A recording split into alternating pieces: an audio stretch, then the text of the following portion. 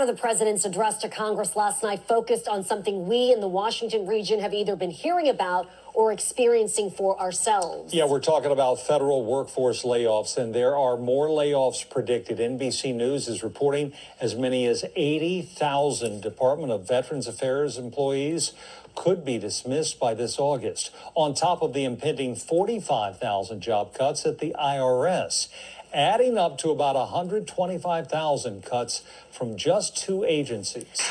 There was raucous applause in the House chamber last night when President Trump introduced the man at the center of all of the cuts in the federal workforce. Doge. Perhaps you've heard of it. Chris Wicker was also in the gallery. He just lost his job as deputy director of the Small Business Administration in Minnesota. What is really happening right now in front of all of us is there is a science experiment going on, and the American people are the test subjects. And behind every fired federal worker is a veteran waiting for benefit, a Social Security recipient with a problem, a small business owner who doesn't know what to do. Hotep and Namaste, family. Hetu Pu. Minister Imhotep here, the one who comes in peace. And I'm joined once again with my brothers in ministry, Minister Jehudi and Minister Server. And we are the Trinity of Truth. On here, we look at the world around us through an urban, inspirational, metaphysical lens. But what does that mean? Well, we refer to the ageless teachings of the ancients, the transformative message of Jesus the Christ, and we break it all down for generations, raised more on R&B and hip hop lyrics than Holy Scriptures. So we take the religiosity, the tradition, the dogma, all that stuff, we get rid of that, take it all out so that we can make it relevant, plain, and practical for taking control and responsibility of your own life. You can choose to rejoice and be glad in it. The choice is yours. You can get with this or you can get with that. So we get with rejoicing because, that's where it's at. And there is never a lack of things to talk about. And thankfully, God never stops talking to us. We just need to look around. Those who have ears to hear, let them hear, because we don't just have to talk about religious stuff to hear the word of God. We're all unique, individualized expressions of God. And that's why we here on the Trinity of Truth, we bring our own perspective to the convo. With that being said, let's jump into it. First off, this is a crazy, turbulent time of mass firings, uncertain policies, and 180-degree public policy swings. It says it's going to be one thing one day, and the next day it's a different thing, and people are just confused. And so understandably, there are lots of people agitated, upset, and some are just plain old scared about what comes next. How do you comfort those who are worked up during this time? As ministers of truth, what do you say to those who are, frankly, they're on the edge and saying, don't push me? Sir? Now, I will yield to my big brother. Go ahead, bro. As you said, Imhotep, we relate to, I remember one of the first things I heard Dr. Barbara said when I went to Hillside. She said, we follow the teachings of Jesus, but we're open, receptive to the teachings of many of the ones that have come before us, whether it's Zoroaster or whoever. But in the teachings of Jesus, I surrender to the will and the way of Jesus, okay? A lot of people get offended by that word because it's been so weaponized. But if you just follow the principles, forget about the religion, follow the principles of Jesus. He was dealing with the Jews and the Romans, and he was able to navigate both just by living a set of principles, living a set of, the truth. And so right now we're dealing with, politics, we're dealing with wars, we're dealing with people trying to take away rights. But I always say the only right that I have is the right given to me by God. So I don't worry about what they're trying to take away. Now, I'm going to be vocal about it. I'm going to stand up, but I'm not going to be fearful. And that's what I encourage other people. Don't be fearful. Stand your ground. Understand your rights, but understand your rights under the divine Heavenly Father, that all things are going to work together for the good if you follow the process. So I work the process. I follow God's will, God's way, and know that everything is going to work together for the good for me. Sir? True indeed. Let me add on to that. And with that being said, one of the things that I appreciate um, about being a true student, I've been a true student, for 25 years now. And what I appreciate about is what Minister Judy just said about the openness of it. Obviously in 25 years, I've experienced a lot, but I'm still excited about the things that I'm learning, the different perspectives that I'm learning about it. So, one of the things that I've been talking to people about, we as Black folks in America, Trump is not the most racist president that we've ever had to deal with. You know what I'm saying? Now, he got the loudest mouth. He's the biggest idiot. He's the biggest performer. But as far as us going through this, you often hear me talk about the ancestors. They were already going through this. So for me, what I encourage people to do, along with Mr. Judy was saying, as far as knowing within, but also know that we've seen this before. And a number of times, this is an opportunity for us to study some of the teachings of our ancestors, some of the other ways. I talk to people about having a pre-1955 mindset, if you're Black in America. You know what I'm saying? Think about this pre-1955, where we knew that, as Dr. John Henry Clark would tell us later, we have no friends. We have no friends. It's only us. Or 75. Or okay, you know what I'm saying? 95. But see, I say 1955 because, again, Brown versus Board of Education was 1954. 54, right. And that's when they struck down the law. But even in 55 with the Montgomery bus boycott, we were still going through those things, and even in the court. The Civil Rights, the Voting Rights Act wasn't signed to 65. You know what I'm saying? So we're talking about, this process, but, all of us were alive 60 years ago. Mm-hmm. In 1965, all of us were alive, all three of us. So, as I talk to people about, we're not talking about ancient history. You know what I'm saying? We're talking about modern history. So the very first thing that we, as truth students, know that you cannot be afraid. The Lord is my light and my salvation. Whom shall I be afraid of? Right. The Lord is the strength of my life. Who the fuck am I afraid of? You know what I'm saying? You got to have that mindset. That's where the mindset of taking it from the abstract in the book to living our truth. So that's what I tell people. The same thing, I tell people I'm able to be a truth teacher because I'm a truth student. So I don't tell people anything different than what I tell myself. You know what I'm saying? Word. Amen. Right. Yeah, and I was talking in a Brotherhood Bible study last night about it's a living word. We're not just studying it so we can get intellectual knowledge. We're studying it so we can apply it. And we talk about when Jesus said in Mark 1:15, repent for the kingdom is at hand. The kingdom is upon us. Repent means think differently. Turn around. Go back to who you were originally made to be. Cut it out. Exactly. And now walk in that. So, the bottom line is, if we are going to believe in these principles, why are we fearing or worried about this man? I'm girded and I know that I'm covered.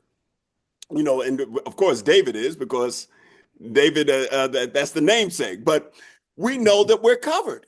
We're divinely covered. So I don't sit around and worry, man. There are things that can worry me. It ain't him. It ain't them. I'm telling you that right now. Yep.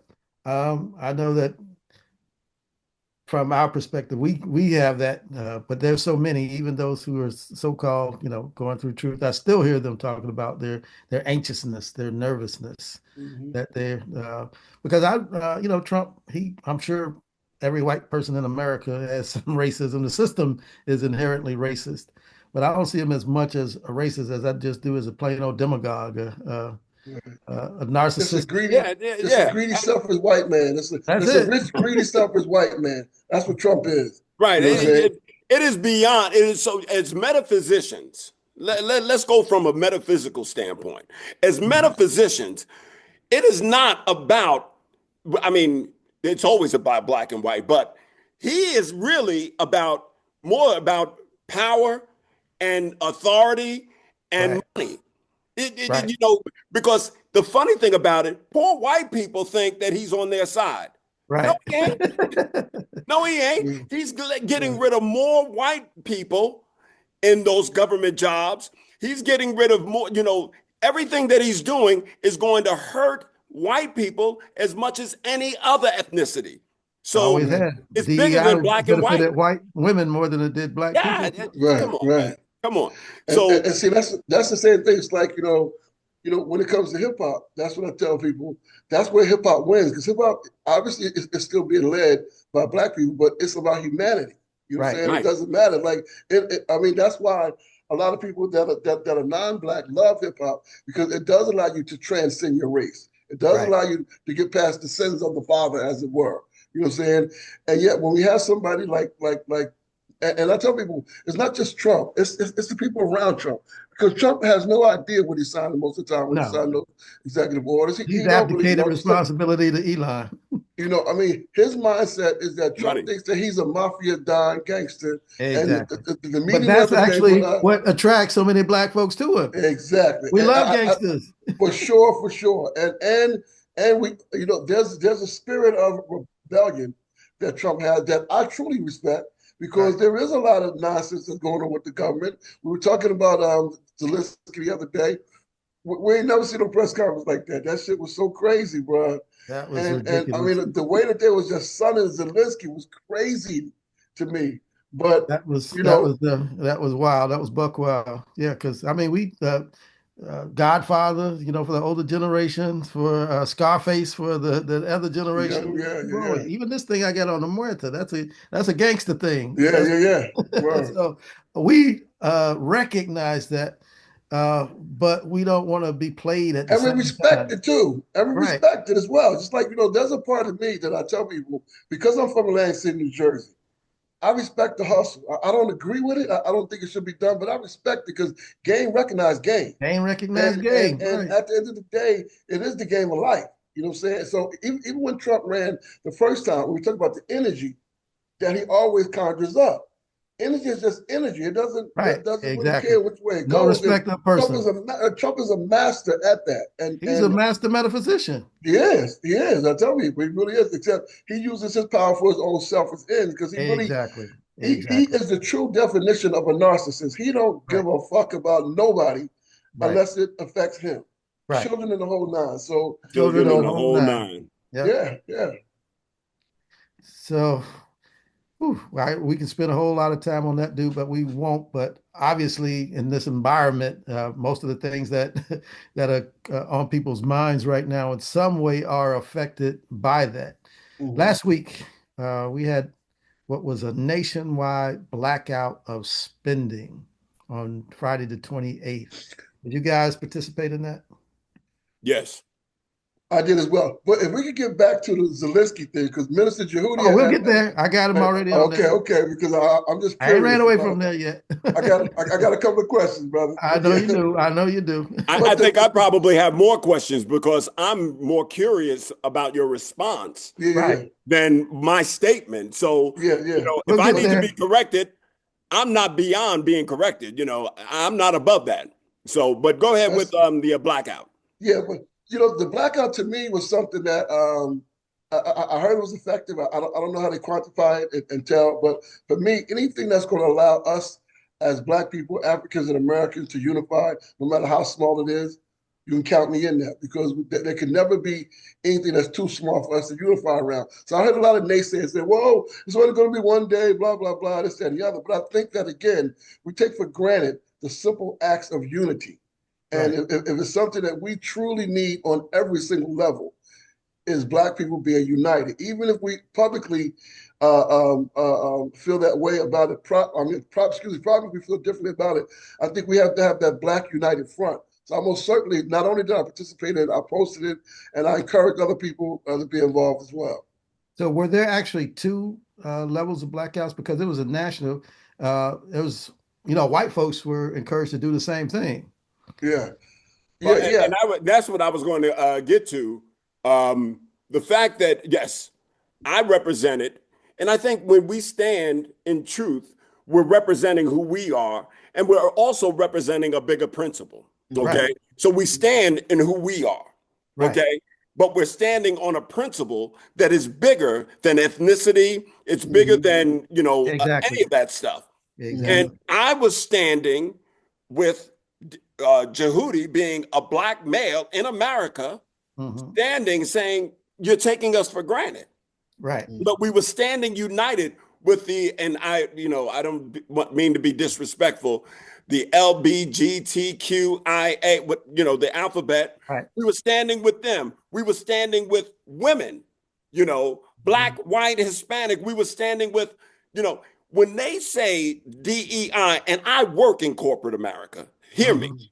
I work in HR in corporate America, and I see how we're treated. I see how we're diminished. I see how we're not thought of. And to say that it's no longer needed, are you ridiculous? So I'm standing, and I was standing, like I said, as a black man, but I was standing united with a whole bunch of people that said, this is wrong. Especially to a company like Target, to a company like Walmart, to a company, these companies, Ford Motor Company. Man, listen, I once it happened, I didn't wait for the 28th to boycott those companies. I have not shopped in Walmart. I have not shopped in Target. I will not shop in Walmart. Big on Amazon. I have not been on Amazon, have not even pulled up Amazon. Because if they're going to dismiss us and be dismissive of us, I'm going to dismiss them. Okay. Don't get me, I'm getting heated. Okay, that's all right. That's all right. So what did you do in the meantime? Were there black businesses that you sought out, that you supported, or you just didn't spend it all? Or I mean, it was kind of easy because I didn't have anything to spend right now. So Well, it's so funny you said that. I was actually still recovering. So I was actually home sick on that Thursday, Wednesday, Thursday, and Friday. I was going through my recovery, so I didn't go out anywhere besides the event, the Black Heroes event. So it was easy for me as well. Okay. Yeah. Because according to the statistics, I pulled up some on USA Today and a couple things. The impact was minimal. I think again when we think about the ancestors, and remember, obviously there was a time where there was no social media and all that. It was a much more serious time. So I think things like that can only have a minimal effect, particularly when you're talking about one day, because most business can survive. You're not messing with them for one day. Right. You know what I'm saying? But when you talk about we talk about even the amount of traffic on that day didn't change substantially. Exactly. So, but when you're talking about something that is a protracted struggle, and this is the thing that I know I sound like a broken record when I talk about that 45 and older generation, because I really do believe that this is the time where we have to have that mindset that what our ancestors have done in these times. Right. And we don't have to really wonder. We just got to study and see. And I tell people, all of us have at least one ancestor that, something stirs in our spirit, makes them, really, they bring us a certain level of pride and love. Take up the works. You know what I'm saying? Now, thank God we don't have to do the hard works that they did, but the works that they did are still being done. So that this Saturday, I'll be in Selma, Alabama at the 60th commemoration of Black Sunday, which was for voting rights, and we're still talking about voting rights. Right.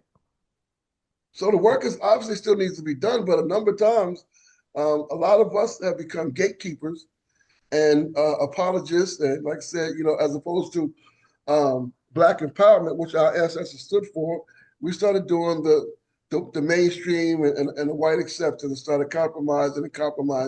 And here we are now, and those same folks, they're not compromising. They're saying, no, we are taking it all back. We're not doing any of that. America is made for white people, and we're going to act like that, even though, built on the backs and building on the backs of many other ethnicities, especially the blacks. I mean, look at a number of them.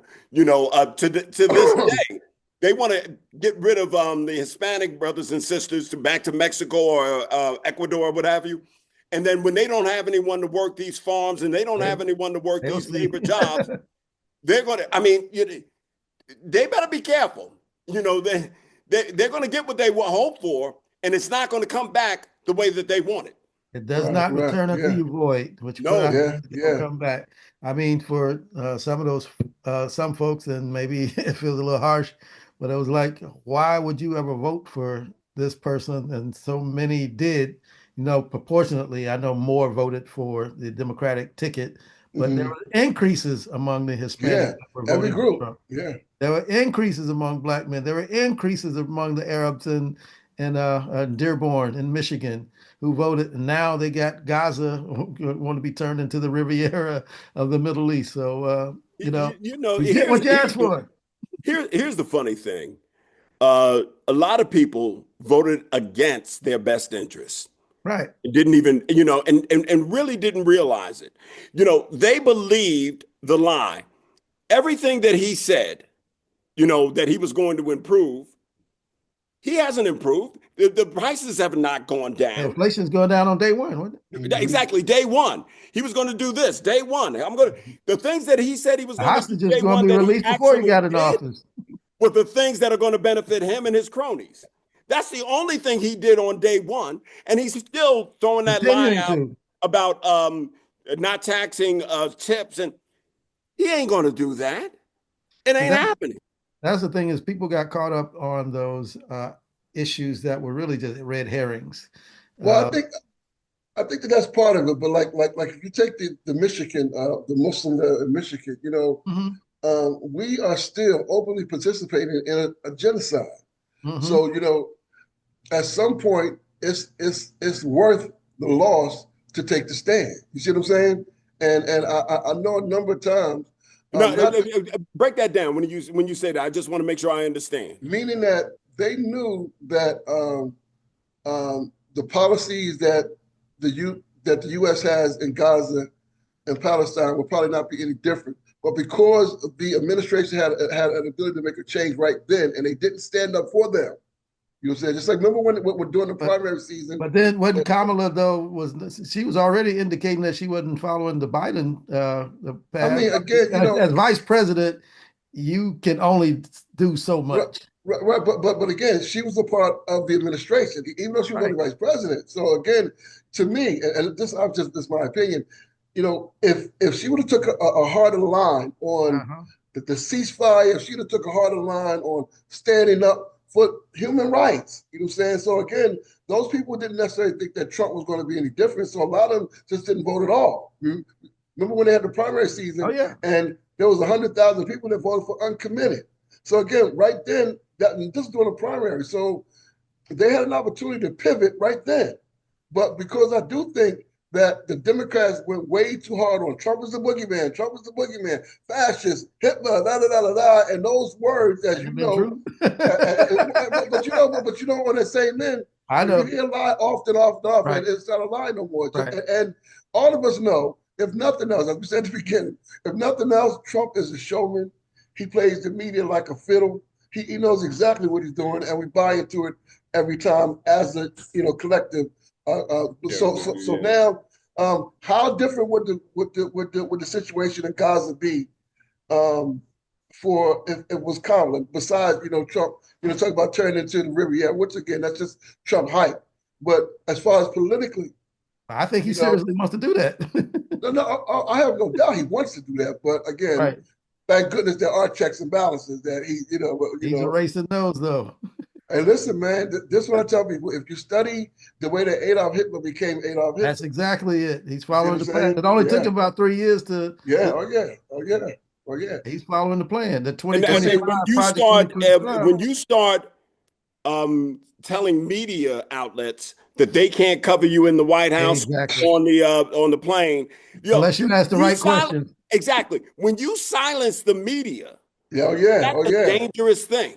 That's a very dangerous thing. And again, that's why what we're doing here, again, as I said, that's why we're getting back with WRG. We have to understand that in the United States of America, every media is propaganda, whether you are aware of it or not. Yeah, absolutely. It's entertainment as well. So well, again, they use the entertainment as propaganda. Right. So, for example, as you know, Imhotep, every movie that comes out, it has to go through the Pentagon to a certain level. Like you can't show certain images because you have to keep this American empire mindset. You know what I'm saying? And then, as you said, Judy, when you say that, nah, it's only even certain people I'm going to talk to, then you become state-run media, and Exactly. that's when Big Brother becomes real. It's not just a book. I'm trying to tell you. Exactly. I'm trying to tell you. You know, so I think one of the questions that you asked, Imhotep, what do? Right. We take a stand. We keep speaking. We don't let anyone silence us. They're going to try. We have to continue. And then to the parishioners, to the people that are hearing us as ministers, we have to just continue to That's teach what I want the to. truth. Right. How do we Continue to minister to teach these the people? truth. Right. But and you know what? That what do we say? It's one thing to go there, it's another thing to stay there. So we don't, condemn them for going there. In our minds, sometimes we go there. I've been talking about the dude in the Bible that had his son sick. And he said, he said, if you can, Jesus said, if I can, he says, all things are possible for them that believe.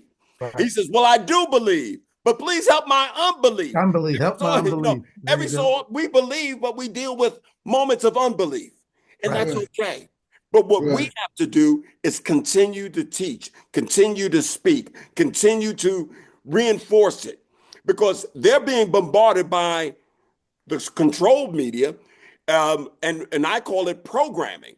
So how are you It's being definitely programmed? programming. How are you Right. being programmed?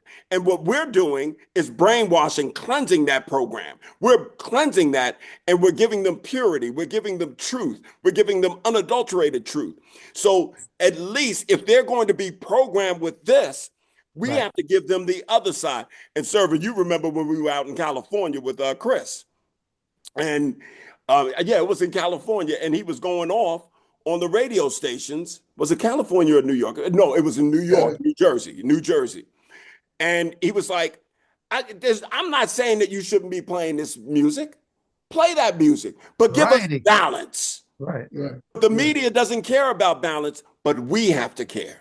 Right. Right. Indeed. And to add on to that, I'm going to keep emphasizing the study part. See, because there's a lot of us that have these advanced degrees, and a lot of times we haven't studied our people since we were back in undergrad and things of that nature. You know what I'm saying? We have not, if you ask most people that are over 45, have they read The Miseducation of the Negro by Dr. Carter G. Woodson? Most of us will say yes, because we have. But if you ask us the last time we read it, most of us haven't read it in a minute. Right. You know what I'm saying? And to me, I think, again, these are the times that we're in now. We have to understand. So particularly with us representing urban inspirational metaphysics, I think that our benefit is that we do study, that we are scholarly, we are ground-based as well, you know what I'm saying, which is why being amongst the people, that's another thing as a leader, you got to be right with the people. You know what I'm saying? You can't lead from afar. You can't lead from social media. You got to be with the people, because there are a number of people that just need to see you as that similar. Like I always say on Friday, you may be the only light that people in the dark can see to remind them of their own light. And that's really important right now, because everybody got a little light under the sun, as George Clinton said, right? We got to remind them of their light. You Everybody loves the sunshine. I say the Roy Ayers. Look at the Roy Ayers. Yeah, man. Everybody loves the sunshine. So, it's just like right now. I was talking to my son David the other day, Saturday after the Black Heroes event, and was asking him about Black Sunday, because I know David learned about those things growing up, but a number of times we kind of just take for granted, pass it on to the next generation. So my grandchildren may have heard the term, but not really. So I was telling David, I was like, David, we're in an era now where there's no reason that you can't make sure that they are at least aware of things. Now, they're at the age now, that under 13 age is so important for us to fill them up. So when they get older, it's just kind of regular, like, which is why if you have young people now, and I work with young men in their 30s and whatnot, that never heard of Bloody Sunday. Right. And again, we can't blame them for not knowing what we're not consistently teaching. So I think as teachers and ministers and things of that nature, we have to consistently be hip hop bridge builders. You know what I'm saying? As I talk, tell our story, because nobody else will. Yeah, and it's really important, particularly right now, because as I told David, like, him and his children are probably not going to have to deal with a lot of the things that are going on. But if he's not careful, it's going to be his children's children that are dealing with some of the things that we've already achieved victory over because we took it for granted. You know what I'm saying?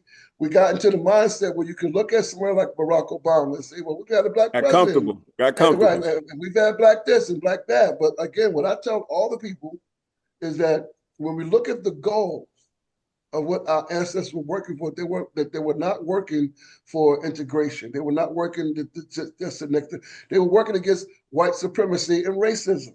They were working against systems. So we kind of abandoned working against some systems because we started, feeling away because, they go server, always pulling the race card as if the issue is not racist. Rest in peace, Neely Fuller Jr. who passed. That talks about the 10 areas of this world that are affected by racism, and the way that we deal with it is by being real with it, because we know race is just a mind construct, right? Just a mind construct. We are all humans. We are all children of the Most High God, and yet why is it that again? I mean, even when you look at the whole geopolitics, there are no African. There are 54 African countries, right, and another 14 Caribbean countries, right. You're talking about 68 countries, not one nuclear weapon, not one, not one car. You know what I'm saying? Exactly. So we get a nuclear weapon, not even a car. No. There's actual cars. The actual in Ghana they're doing something automotive wise. But I said it to say our nature is one of love. Our nature is one of civilization. Our nature is not one to go there's never been an African country that has left the continent to go conquer somebody in Europe or Asia. That's just not. We had no reason to. We had. It's got everything. An inheritance. When you have the convenience of everything there, warm climate, abundant food, you're not going to you're not getting territorial. But when you're in a frosty environment, it's every man for himself. You got to go for it. That goes into the DNA, and that continues on. The caveman cometh. The caveman. There you go. There you go. So I always try to also emphasize the positive, the affirmative, that even in the worst of times as we see it, we know that all things are working together for good. And that we may not even be able to see it. When those things happen, you have to change that frequency and vibration of say, this is the greatest time ever. We may not be able to understand it right now, but it's the greatest time ever because if you look around, there are opportunities that are being created. We're reconnecting as Black folks and realizing that we have to stick together. So out of all these dire things, if we keep that vibration of that frequency of positivity, then we'll attract more of that to us, and then we'll see these things pass. So that's why I try to, it's all about the energy and the frequency that you send out there. True indeed, brother. So last week also, we saw that insane meeting with Zelensky, visit to the Oval Office to meet with the POTUS and the Vice POTUS and the Secretary of State. And that went off the rails real quick. We have problems. And do you think that it's respectful to come to the Oval Office of the United States of America and attack the administration that is trying to prevent the destruction of your country? A lot of questions. Let's start from the beginning. Sure. First of all, during the war, everybody has problems. Even you, but you have nice ocean and don't feel now, but you will feel it in the future. God bless. You don't know that. God bless. You God bless. You will not have a war. Don't tell us what we're going to feel. We're trying to solve a problem. Don't tell us what we're going to feel. I'm not telling you. Because you're in no position to dictate that. Remember this. You're in no position to dictate what we're going to feel. We're going to feel very good. You will feel influence. We're going to feel very good and very strong. You will feel influence. You're right now not in a very good position. You've allowed yourself to be in a very bad position, and he happens to be right about it. From the very beginning of the war. You're not in a good position. You don't have the cards right now. With us, you start having cards. But right now, you don't. Yeah, you're playing cards. Mr. President. You're playing cards. You're gambling with the lives of millions of people. What were you guys thinking when you were watching it? Did you watch it live, or did you catch it later in updates? I caught it later. So did I. In fact, I caught it after I saw the Saturday Night Live that cold cold thing, opening. man. So it made it even funny when I actually watched it. So yeah, I didn't see the Saturday Night Live. I, I know I gotta you check gotta saw it out see that. it. I after saw this. the I joint mean, you gotta see live it. It when it was happened. hilarious. Yeah, Oh that's a man. hilarious one. You have to see it because most of the times you don't even have to change their words for it to be Right. funny. And to me, but the whole setup, and again, it's just like It was a Trump. setup. That was one of the Trump things I was at. Was it a setup? yeah, It was. Yeah. it was definitely a setup. I mean, because they was from the beginning, The just the ambush, posture. the ambush. Ambush. Right, it was definitely an ambush from the beginning. But Zelensky got caught so off guard, he didn't even know how to respond. Like he was like he was sitting there and all the emotion that was on his face, like, can you believe these motherfuckers? You know what I'm Exactly. saying? Honestly, I thought he held it together pretty He good. did. He had to Considered. because again, he's in like I told you, as much as we joke, when he left there, he went back to the war zone. Trump went to the golf course. Exactly. You And know what so I'm you saying? ask him, So why am I you know what I'm coming? saying? Why am I wearing this? I'm in the middle of a war. Hold on. Let's But you stop for didn't one ask quick second. Elon why he came in there That's what I was the going to exact say. same way. They're criticizing him for what he wore, and Elon and his son talking about you're not the president. Come on, man. Putting boogers on his desk and Yeah, everything. right. Come on, man. So that's what always gets me is the hypocrisy of the of what's put out there. Just But it, see, again, it's just like they have no rules. They do what they want to do. And my thing is, right, when have rich white men in America not done whatever the fuck they wanted to do? right. Trump is just the one he don't even try to front. He's just like, listen, this is what it is, and so what? And you don't have any cars. We running this Right, shit. that was the funniest line. You have no cars. This I'm ain't a not playing game. cards. I'm not playing games here. That's Whatever what That's you what he he said. say. I'm said. He's not like, y'all, I'm playing. not playing Our cards. people are dying, and you talk about. But on But that same I want to get to the question. I mean, because we have not a finite amount of time, but I want to get to it. So, I in said terms of I stand Ukraine, with you said Ukraine, you stand with Ukraine. Serve, you and said, then well, Serve, you you came had back and said, why?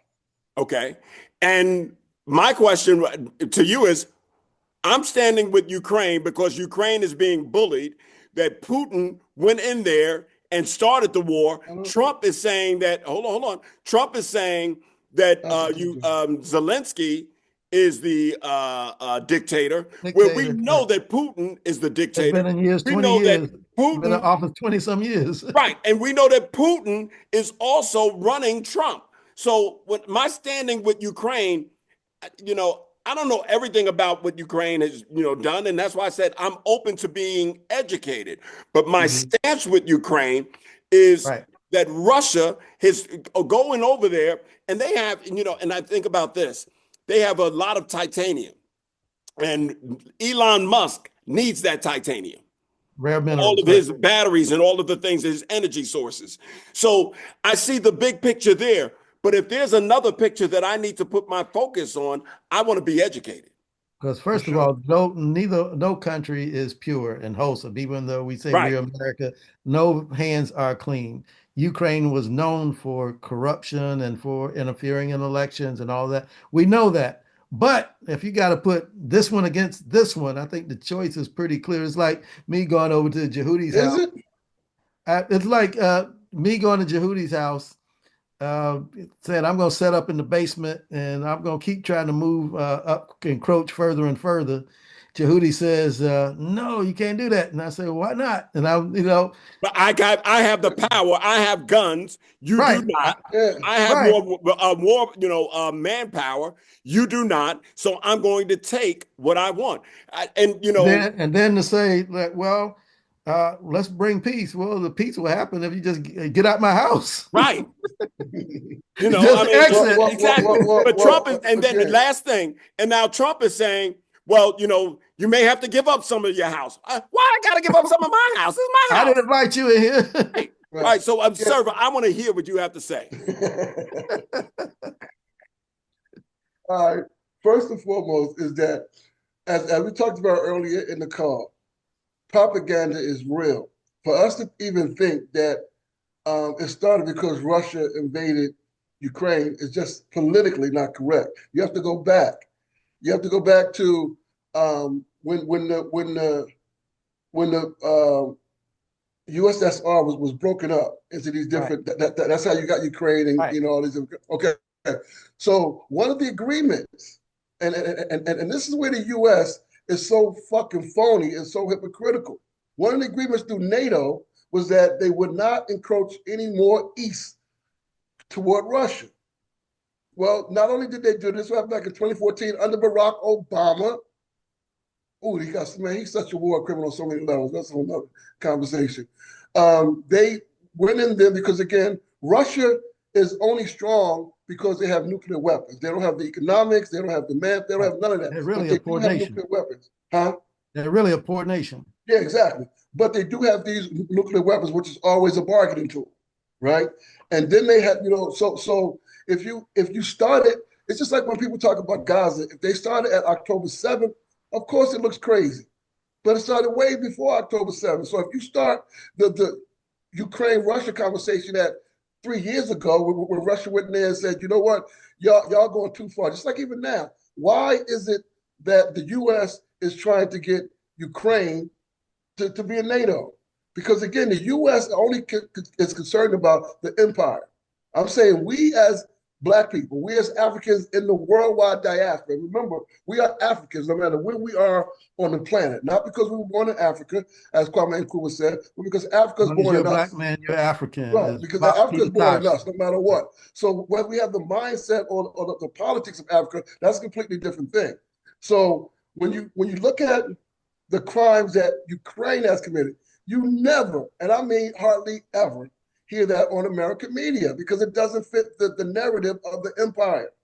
So all of us are in our 60s, so we know that we come from the Cold War era. Right. So you say Russia, there's something in our DNA that feels like, oh shit, because that's the condition. Not necessarily, honestly. Well, I'm saying not necessarily us, I'm talking about collectively though. Right.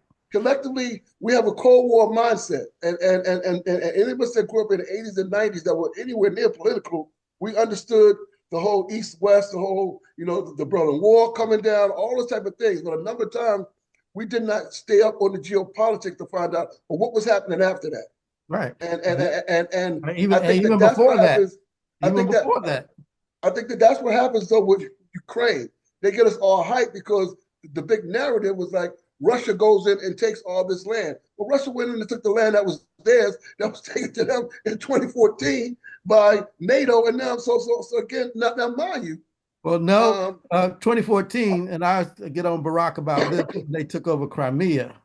That's when they should have set up some sort of resistance because he crossed the red line up there. And then it was like, but see, again, okay, nothing happened then. But how about the lines that NATO have crossed? Like, again, why is it even a conversation about Ukraine being a part of NATO?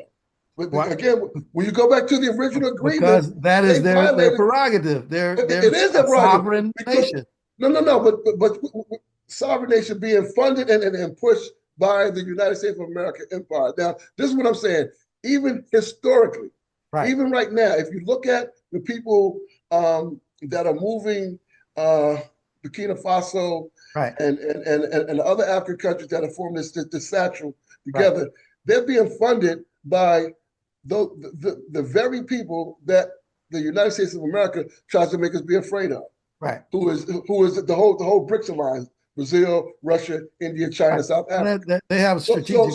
So when Judy said that he said with Ukraine, my question was like, okay, why? Because I know part of it is that all of us have been programmed to think, okay, well, Russia did bad, but also we don't want to talk about that just when the situation happened 3 years ago, the way that the Ukrainians were treating the African immigrants that were over there, the crimes against them. So, at some point, for me anyway, I'm always African first, period. Right.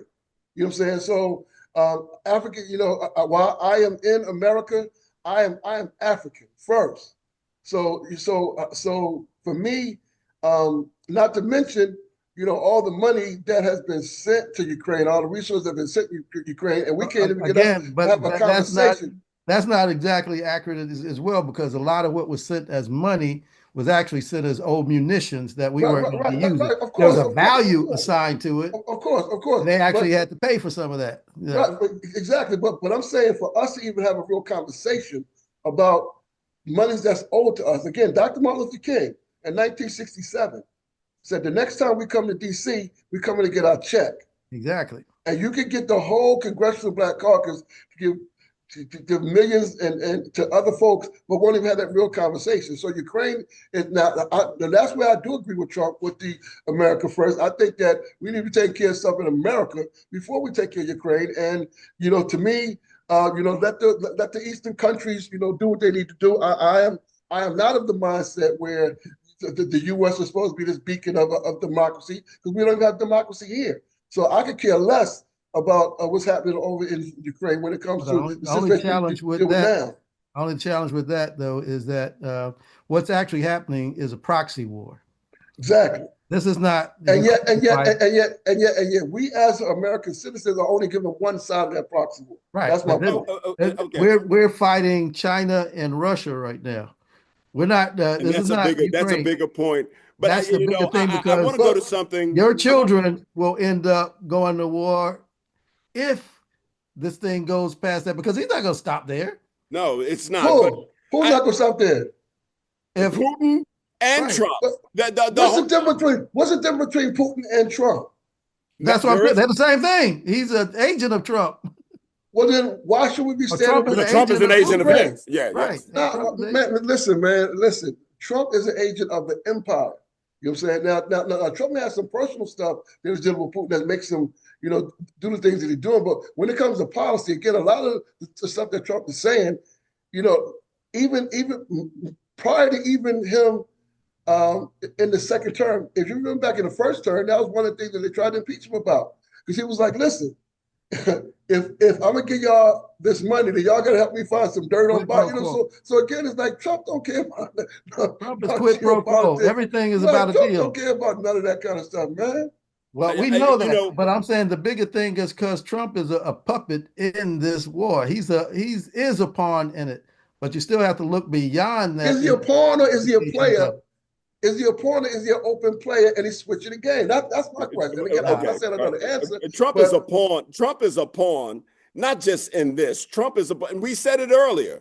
What we see Trump saying is not Trump saying it. He's the front man. He's the marionette that is able to say these things, and the other people are pulling the strings. But I want Project 2025. I want to go to something. I want to go to something, and I get it.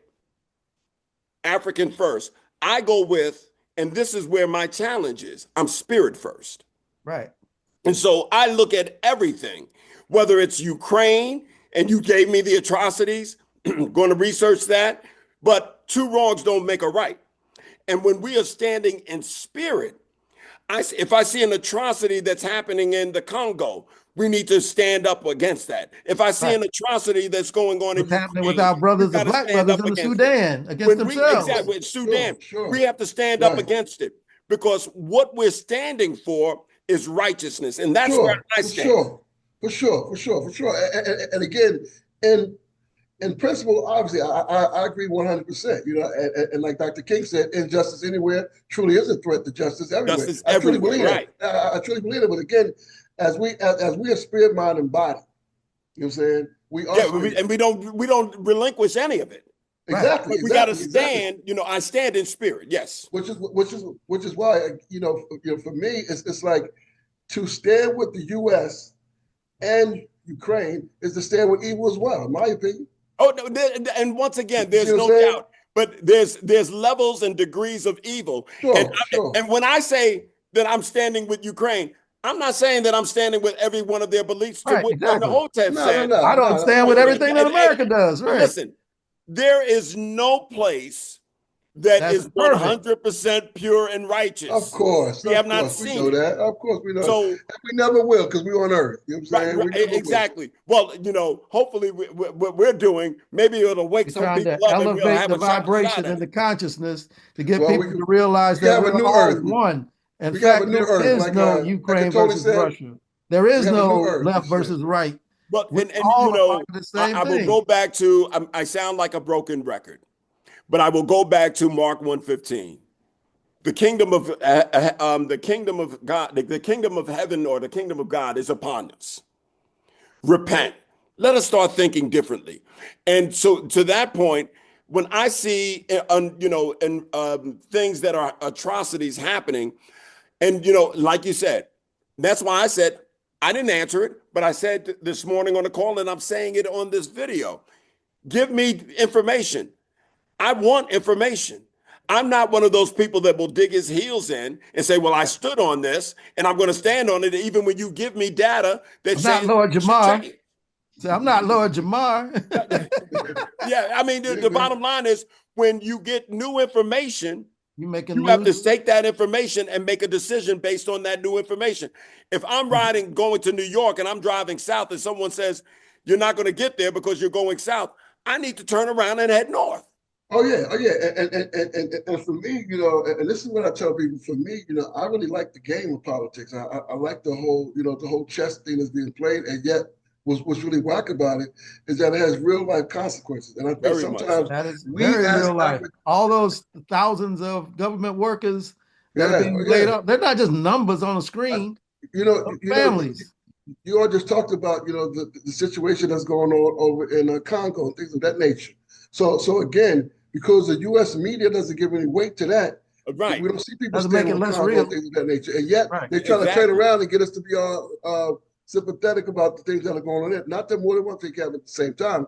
I just think that right now, particularly, that there's a focus that again, man, for me, it's that pre-1955 mindset. We got to be laser eye focused because people, and again, any of us that are 45 and older, they could care less about us. Believe me, they're planning for our children and our children's children. So we have to be the ones that stand in that gap, that see the whole bigger picture. And it's not always the popular side. It's not always going to be like me taking the stance that I take in a number of different ways. I know it's those people that love David Tavares because like, why you always got to take the long route? Why you always got to be the militant? And I tell people, if I'm always doing that, it's obviously who the fuck I am. That's who you are. Be you. And who I'm very comfortable in being. And yet I know my ancestors have done the hard work. I'm simply doing my part to stay in alignment with my divine assignment. And yet what I do know is that too many of my peers, and I mean my personal peers, we just don't seem to put the weight behind what's happening in the future because we're so right now. You know what I'm saying? We're so right now. And right now is previous thoughts that we had. Now we as metaphysicists, as truth students, we know all the thoughts that we have right now will manifest later, right? So we have to begin to shift our mindset, particularly with the American. It as we desire it to be. Exactly. And that's why I remember, and I'm not giving a direct quote, but it was my sentiment, and you said it, sir. It's what I believe. It's the crux of who I am. These teachings, I believe it. Right. I believe it. If they're a lie, if they're false, they got me. I've been hoodwinked. I believe it. So I believe in standing in truth. I believe that, you know what? We are not there, but you know what? What we have to do is continue on that journey, on that path, as Paul said in Philippians. I may not be there yet, but I press on. We've got to press on even when things are looking devastating to us. Sure. And that's what I believe. I stand in this truth. I believe in living Christ living Christ 365. Right. Word. Because you have to at some point have a demarcation and accept there are some things you can argue and disagree on your perspective on things, but there's some things that are basic facts. Sure. You lost an election. As much as you want to argue against that, it's just like saying the world is flat. You can keep arguing that same thing, but it ain't gonna make it any less true. The world's not flat now. So even they had to come out and check him and say that we've taught you for 20 years, we've told you science, that we invented this thing called science. We know the world, the circumference of the earth.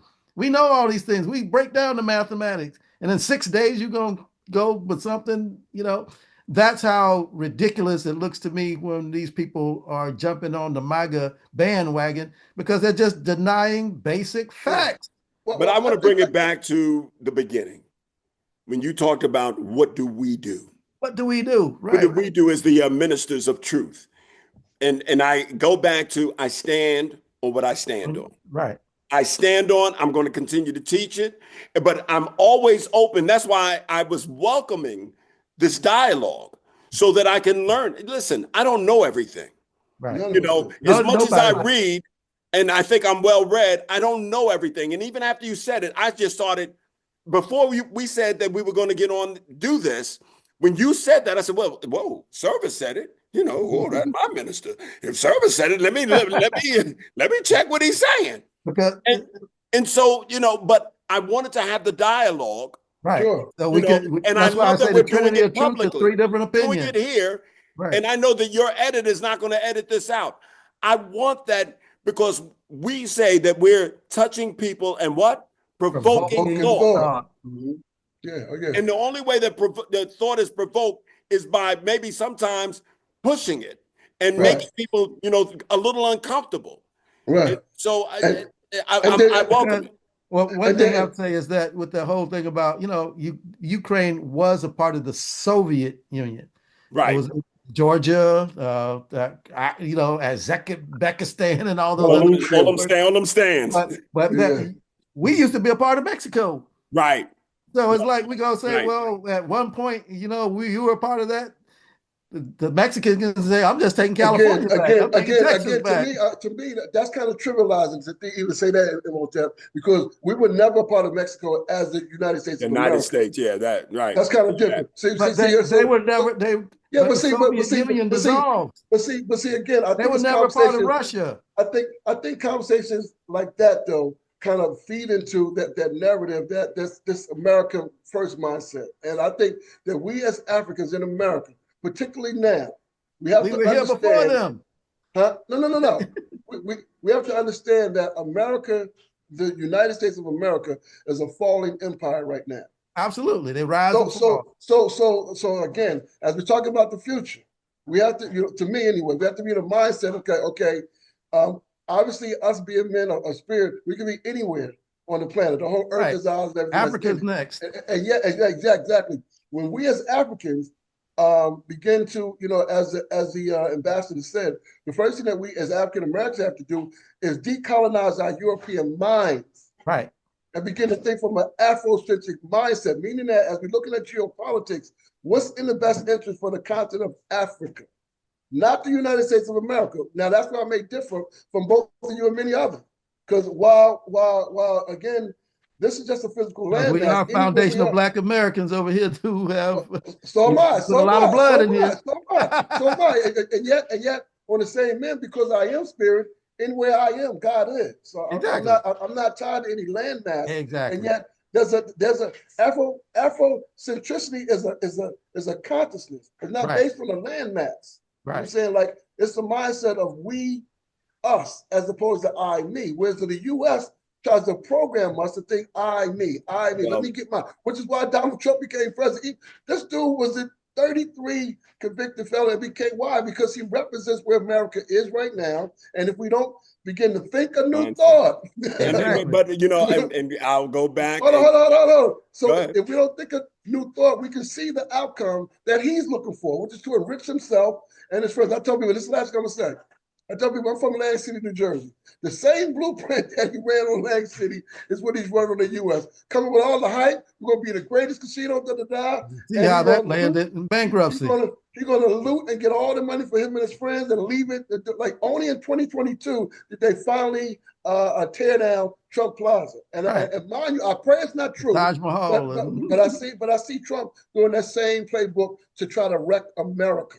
And it's not even based on a racial thing. It's on let me get all the money and forget you peons, which is why, again, when you look at the inauguration, we talk about oligarchs, behind the scenes. No, these oligarchs was right behind them on a dossier.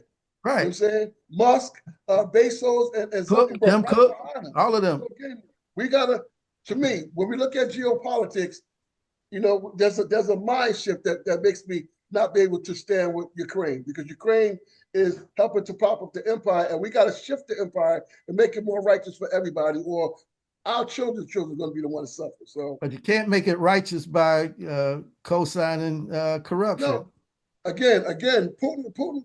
Yeah, that's another thing. When you look at what the U.S. has offered African countries versus what Russia and China has offered, again, it's a different conversation for me. Different philosophy. Putin is not the bad guy that the West tries to mix him out to us that think from an Afrocentric point of view. But that's a whole nother podcast. Yeah, we'll have one of those as well. Yeah. Because I mean, I can understand that perspective in terms of, the Chinese to go there, they're married, right. They'll stay there, they'll invest in there, just like they did in Jamaica. They came in and they become part of the country there. But I'm looking at where we are right now in terms of, our near future. Most of us are not running over to Africa anytime soon, although maybe we should. But most of us run right there now, mentally first. right, exactly. And I gotta say this. I gotta say this will be my closing statement. I get it, server. Run there first. I get it. They have an agenda. They have the propaganda. But the thing, my foundation is built, and I stand in spirit. That's who I am. That's where I stand. Right. And so, yes, I can understand over there. I can stand over there. But you said it, server. Wherever I go, God is there, right there, right in the midst. No doubt. I am wherever I go, I am. And so I got to stand in that. That has got to be the foundational principle that I build off of. That has got to be the way that I live, move, and have my being. And knowing that if I process it and move in that, all things will indeed work together for the good. And that's where I stand. I definitely agree with that. And to add on to that, because again, we're talking about politics, right? Life is politics. Everything in life is politics. But politics is based on policies, right? Mm-hmm. So again, we can talk generally about spirit, but politics specifically is based on policies that affect the people. So while I obviously agree with you 100% spiritually, politic-wise, the policies that this administration are enacting right now are affecting people across the board, regardless of where they stand politically, where they stand racially, where they stand spiritually, because of the politics, because of the policies that affect it. So while we know, particularly as the Trinity of Truth, that at the end of the day, it's all God. It ain't nothing but God. We know that, and yet when we're talking about serving our people, we have to serve our people where they are. You see what I'm saying? And so part of bringing them to where we are is dealing with them from where they are. So when we're talking about politics, we always have to focus on the policies and how they're affecting the people. That's all I want to say. And I 100% agree. And I will also say, as we deal with the policies, we've got to deal with the mindset. We've got to, because so many people are being hoodwinked because they have no understanding of who they are. No doubt. And then, there's a song. It gets to a point where people are lazy and don't want to. But you know what? Even with that's the the thing. laziness, it takes some effort to learn, to listen to different said something earlier that Trump just keeps saying it. And after a while, you keep saying it. What we have to do is keep saying it. You are made in the image and according to the likeness of God. Let's not put, I said, I think I said it this morning. It may have been on Bible study, but I said, we are so interested in believing in Jesus that we don't even believe in what Jesus taught us. Exactly. We have a belief in Jesus, but not the belief of Jesus. Of Jesus, right. And there's a big difference. We have faith in Jesus, but not the faith of Jesus, because we don't know who we are. And so that's what we have to be collectively, an alarm clock, waking people up. You can tell them about the policies, but also let them know, do you know who you are? Right. You shouldn't be standing for this because God lives in you as well. And I think if we couple those things, we are not only dealing with their physical, we're feeding them so that they won't be hungry, but we're also feeding them so that giving them, teaching them to fish so that they have fish for a lifetime. And that fish for a lifetime is those thoughts and those ideas, because everything stems from that. No matter what we do, if we don't get our thinking right, nothing is going to be right. And I'm done. I think it's like what Frances Cress Welsing was teaching us as well, is that, and she was a student of Neely, a protege of Neely Fuller. Joy DeGruy, who came to Hillside, and she continues that legacy. But it's really about that group feeling inherently or just instinctively that their time is up. And so Yes. you start battling hard when you get to that point where you know things about to shake up and you're about to lose your position because that dominant and recessive gene thing is going to take over. They talked about the browning of America forever. They keep speeding up how quick it's going to brown. And so that we will not be replaced. All these things are things about a fear that's coming over them of being in the minority in this country, because just like in South Africa, which Elon is trying to get us to cut off aid to, they kept saying, well, we know what we did to y'all. What will you do to us? We don't see what did they say? They don't see things as they are. You see them as you are. So exactly. If this is what you've been perpetuating on a group of people for hundreds of years, then you're thinking if they get in power, they're going to do the same to me. And that's that mindset. But we can shift mindsets. And the bottom line is, I love you, brothers, with everything I have in me. I love when, iron sharpens iron. At the end of the day, that's why I was welcoming this conversation and this dialogue, because first of all, if Service says it, I want to hear it. Whatever Service says, I'm like, he's like E.F. Hutton back in the day. E.F. Hutton, boy, when Service speaks, I listen. So, but I feel the same way about y'all, because again, that's the thing that for these 20 some odd years that I've been a part of Inspirit Truth Center. I just tell people, for me, that's been the most certainly the foundation of hip hop ministries, hip hop prism, all the stuff that I do spiritually, because from the beginning. It's been about touching people, provoking thought. And you know me, I like to provoke thought because I see myself as a full-time student. I tell you, I don't know that Jesus is the master teacher, and I'm a full-time student, but I love learning. I love seeing different perspectives of different things. And because I'm a true student, I'm always open to change. I'm not stuck on nothing. It's like, it was something that's going to be better for my children, then I'm going to adopt it right now, along with,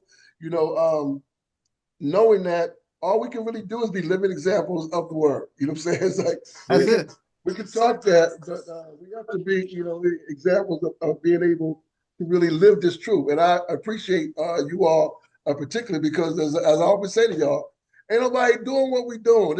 This Trinity of truth. You know what I'm saying? It's always challenging when you're ahead of the curve. And we far ahead of the curve, brothers. We are the new thought of new thought, as I always say. So appreciate you, brothers, man, for real. Indeed. Because I'm still trying to work it out. You know me, I tell people that's the one thing about the ministry school. I'm never scared to ask a question. I'm never scared to say I don't know something. There's plenty of stuff that I just don't know. I know I do know that's a lot why of stuff. That's why Thomas stands for more I don't know than what I know. That's why Thomas stands for understanding. But I know when Server preaches, he said, I don't have the answers, but I got a lot of questions. Man. I got a bunch of questions. And I got a bunch of suggestions. I ain't gonna tell you what to do. Right. But I suggest that we, particularly, that 45 and older, I suggest that we go back and study the ancestors, because we know the lessons, but our children know. And again, that even the thing that we're doing at the Auburn Avenue Research Library with the classic rap videos and combos. The combos are more important than the videos. It's like the combos is where we're sharing those different kind of stories and whatnot. I told you what Deja said about that, Server. Yeah, man. Yeah. In fact, the one in March is March 15th, and this is Women's History Month. So two of my young Jedi apprentice, Nisha Nice and Delaney Yancey, two sisters are actually facilitating. So I definitely want to invite the sisters out, the people out in general. But I said it to say, we have to continue to have those conversations, because it's our turn to lead, follow, or get the fuck out the way. It's your choice. You know what I'm saying? Lead, follow, let's get the fuck out the way. They're trying to kill our babies, and we ain't going out like that. Amen. All right. All right. Well, I thank you, fellas, for another session and chopping it up. And like Landmark Education teaches me, I went through the course. It's like, there is what you know, and you know what you know. Server, hip hop history, you know that. Then those are things we know we don't know. There's a bigger spectrum of that. But then the biggest of all is the things that we don't even know we don't know. Mm-hmm. In the vastness of this universe, please. Way more The of that. multiverse, the Way more of omniverse. that. Exactly. Yeah. And with that being said, want to definitely send prayers and condolences, love and comfort to some pioneers that we lost. Roy Ayers, we talked about kind of briefly. Angie Roberta Stone, Flack, Ashe, Roberta Flack. Angie Those Stone, three. Angie Yeah, B, yeah, the yeah, sequence. Yeah. yeah. Those three Chris particularly. Jasper, wasn't it Chris Jasper? Yeah. Chris Jasper, Gwen Isley McCrae. Brothers. So again, all of us know we have a finite time, and yet prayerfully all of them are welcome into the realm of the ancestors, and we give prayer and blessings for their works, and that they will continue to live through their works. Ashe, Ashe-o. Word. And with that, we are out. And for those who are watching and enjoyed this, please hit the like, subscribe, and notification so that we can come to you And leave some comments, man. Don't leave just some like comments. Leave some Let's chop it up. Give us Whether you feedback. agree or not, whichever side you're on. Yeah. Yeah, touch people, provoke thought. So, I know Minister Jehudi and Minister Imhotep, extra strong, but y'all can ask them questions. You know what I'm saying? y'all can ask them questions about why y'all disagree with serving on this message. Love you, fellas. Indeed. Love you. Peace.